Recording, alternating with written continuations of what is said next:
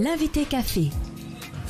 7h15, l'invité café, le schéma territorial de développement du sport en Guyane. Présentation officielle hier soir à Cayenne.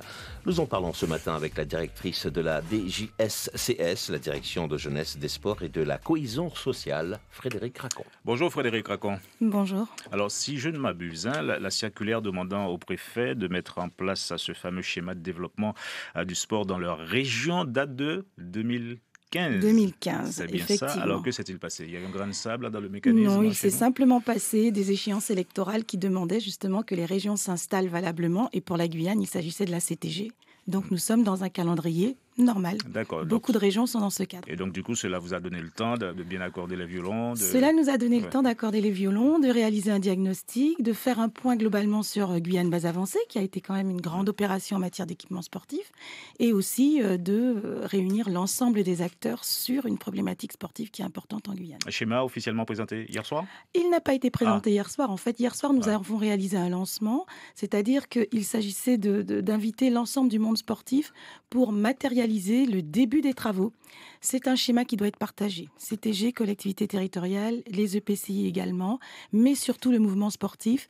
L'État et les collectivités n'ont pas à construire un schéma dans leur coin. Il faut inviter l'ensemble des partenaires. Le lancement, cela veut dire quoi précisément? Que le schéma en lui-même n'est pas encore Non, pas établi? encore. Nous allons l'établir et le présenter. Donc je reviendrai, en tout cas si vous nous invitez, vers vous très rapidement pour présenter les grands axes. Vous imaginez bien que c'est un schéma qui va relever un certain nombre de défis et des enjeux importants pour le territoire. Véronique Betts. Alors, on le sait, il y a ces 2 dernières années, les différents gouvernements ont annoncé des fonds pour les Outre-mer, pour rattraper des retards infrastructurels.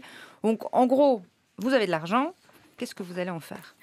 Nous allons le décliner dans le schéma. Justement, le schéma a un caractère programmatique, mais pas uniquement. C'est une programmation également chiffrée, avec des engagements des différents partenaires sur les investissements, aussi bien fonctionnement également des structures, mais le développement et la formation professionnelle dans le sport. Mais concrètement, c'est des équipements, c'est des terrains, concrètement, des piscines, c'est des terrains. Pas que, mais aussi beaucoup d'accompagnement des structures associatives. Au niveau du fonctionnement, il faudra mettre une stratégie, essayer de voir comment nous développons justement le volet haut niveau avec les différents programmes de performance fédéraux qui ont été signés dernièrement par l'ensemble des fédérations nationales. Nous avons de grands chantiers devant nous. Et hier soir, justement, accompagné de la délégation sénatoriale et du président, M. Magra, nous avons présenté les lancements de ces travaux de façon à inviter tout le monde. Nous souhaitons, en tout cas, le préfet, l'État et la CTG souhaitent que l'ensemble des acteurs soient présents pour faire valoir leur voix et notamment leurs besoins au niveau de ce schéma. De grands chantiers, pas des moindres. Vous n'avez pas cité les mairies. Est-ce que les mairies sont concernées? Ah oui, tout à fait. D'accord. Collectivités locales, municipales. On a l'impression toujours de refaire ce qu'on a déjà fait. Vous nous parlez de... effectivement, parce que le constat quand même est fait. On sait, on a déjà de la matière, que ce soit la CTG, les mairies. Il y a déjà un recensement qui sont faits au niveau des structures, des différentes politiques. Est-ce que cette opération est encore pour constater, pour faire des assises? Est-ce qu'on ne peut pas rentrer dans le concret? On va rentrer dans le concret. Vous avez tout à fait raison. Nous avons beaucoup d'éléments, notamment un diagnostic qui a été réalisé en Guyane et qui est présenté, qui est sur le site de la DJSCS, mais pas que, avec un certain nombre d'études. Le recensement des équipements sportifs qui est réalisé chaque année. Tous ces éléments vont nous permettre justement de conduire une stratégie. Le problème, c'est que nous n'avons pas de stratégie.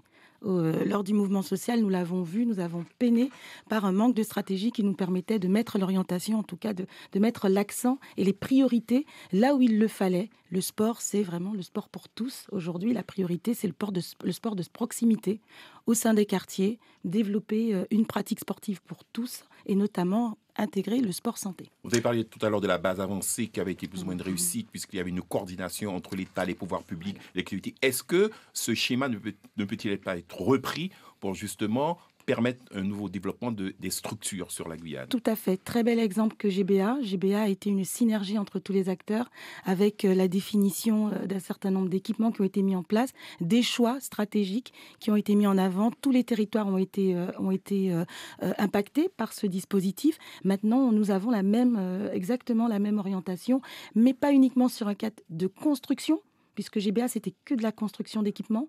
Maintenant, sur un cadre stratégique de performance sportive. Alors, j'aimerais savoir ce que dira précisément ce schéma sur le plan financier, notamment s'agissant des difficultés rencontrées, vous me voyez venir, pour certains clubs de décrocher à temps les subventions, éviter ainsi à certains d'aller quémander au dernier moment afin de participer aux compétitions extérieures. Très, très bel exemple. Merci. Monsieur Torres, effectivement, c'est une grande problématique en Guyane. Les déplacements sportifs pêchent par le manque de moyens dont nous disposons, et pas uniquement des déplacements extérieurs, mais aussi intramuros. Oui, ce schéma va nous permettre, en tout cas, je l'espère, de décliner chaque année des orientations principales quant aux déplacements. Tous les déplacements ne peuvent pas être réalisés. Nous avons aussi besoin de parfaire un peu notre logique de déplacement. Pourquoi les déplacements doivent se faire d'extrême ouest à est. Pourquoi ne pas justement centraliser? Nous avons mis en place un dispositif qui s'appelle OptiMove, notamment que nous expérimentons avec la Ligue de basket, qui nous permettra peut-être de cibler les lieux qui seraient les plus favorables pour réduire justement les coûts de déplacement, pour réduire l'impact, on va dire, environnemental, entre autres, par rapport à ces éléments-là. Mais pas que. Lorsque nous allons travailler sur les déplacements extérieurs, savoir à tout moment, avec une commission collégiale que nous avons déjà d'ailleurs au niveau de la DGSCS et qui intéresse le CETOS, le comité territorial de l'olympisme sportif, mais nous avons justement cette commission territoriale qui nous permet de mettre l'accent sur les priorités de déplacement extérieur, de participation au championnat, puisque c'est quand même ce qui favorise, on va dire, la performance sportive de nos sportifs de haut niveau. Alors, souvent, les déplacements et le manque d'argent sont aussi le reflet du manque de formation et de professionnalisation dans les clubs qui disent, on connaît mal les démarches, on manque d'entraîneurs hautement qualifiés, on manque de structuration dans nos ligues. Est-ce qu'il n'y a pas aussi un volet formation à avoir et un recrutement éventuellement? Oui, tout à fait. Le volet formation, au niveau du recrutement, nous avons fait un recensement auprès des différents clubs avec des besoins qui sont affirmés, pas uniquement en termes d'emploi, mais également en termes de qualification pour les différents coachs. On sait que les coachs sont principalement dans un cadre de bénévolat. Il n'en demeure pas moins qu'ils ont besoin d'une formation. Aujourd'hui, nous avons sensibilisé avec la CTG quand même le rôle du CREPS Guadeloupe. Il ne faut pas oublier que c'est quand même un CREPS qui doit s'occuper aussi bien des Antilles, mais aussi de la Guyane. Une délégation a été présente dernièrement en Guyane pour parfaire un plan stratégique du CREPS. Et le but du jeu, c'est qu'à terme, dans 2 ans, nous ayons notre organisme de formation d'excellence au sport, mais pas uniquement dans le cadre du haut niveau, mais aussi pour la qualification des personnels. À ce titre-là, nous avons ciblé, comme vous le doutez, l'IFAS, l'Institut de formation d'accès au sport du haut niveau, qui deviendra à terme, on va dire, la référence en matière de formation professionnelle, avec une expérimentation antérieure qui partira du CREPS Guadeloupe. Question rapide, réponse rapide, Jair. Réponse rapide. La nouvelle application concernant les demandes de subventions, beaucoup de clubs, de comités, de ligues se disent parfois freinés par ces demandes dans des applications difficiles parfois à trouver et à se trouver dans ce labyrinthe. Est-ce que c'est juste pour dire non, surtout ne demandez pas d'argent, ou bien c'est pour avoir plus de transparence, Madame la directrice? Pour avoir plus de transparence. Ah, bravo. La réponse est rapide. Rapide. Question pas très rapide. À quand ce schéma alors? À quand? Vous donnez fin d'année. Nous avons 2018. prévu, oui, tout à fait. La CTG souhaite organiser, donc nous allons l'accompagner évidemment des assises. Et puis ensuite, à l'issue des assises, nous déclinerons l'ensemble des stratégies. Nous prenons rendez-vous. Merci beaucoup de m'avoir Merci accueilli. d'avoir répondu à nos questions.